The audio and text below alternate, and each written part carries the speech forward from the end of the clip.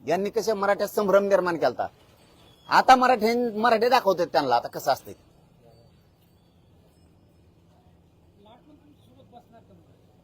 माझं आणि त्यांचं काय, लाड भाऊचं माझं काय झालंय का? माझं म्हणणं काय आहे,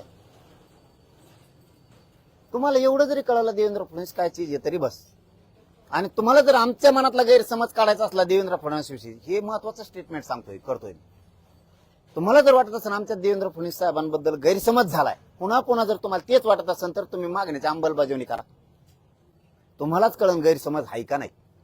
एकदा जर त्यांनी आमच्या मागण्या मंजुऱ्या दिल्या, आम्हाला काय करायचं त्यांच्याविषयी बोलून, का बोलायचं आम्ही. पण त्यांना मराठ्याला नाही द्यायचं, त्यांना ओबीसीच्या पाहुण्याला द्यायचं. पण आम्हाला फक्त म्हणायचं सोयरे बसत नाहीत. ओबीसीच्या सोयरे नाही बसलेत. कोण बसले रे? ओबीसीच्या सोयरे नाही तर कोण येते? 180 जाती होत्या 1967 ला.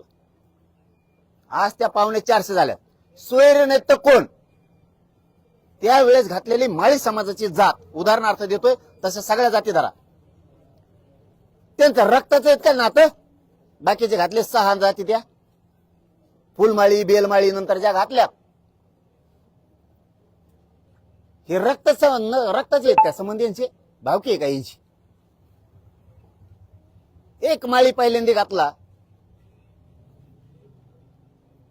बाकीचे आलेले 5-6 हे सोयरे नाहीत तर कोण आहेत त्यांचे?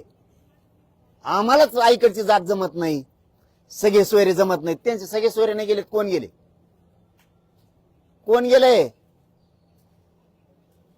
फक्त त्यांची पोटजात उपजात म्हणून घातलंय त्यांना. मग मराठीची पोटजात कोण बी होत नाही का? त्यांना जेव्हा रूल आहे तेव्हा आम्हाला कसं काय नाही? तुम्ही सगळे त्यांचे सोयरे घातले. मराठ्यांनो सावध व्हा. हे त्यांना आरक्षण खोटं दिलंय, बोगस, फक्त मतासाठी.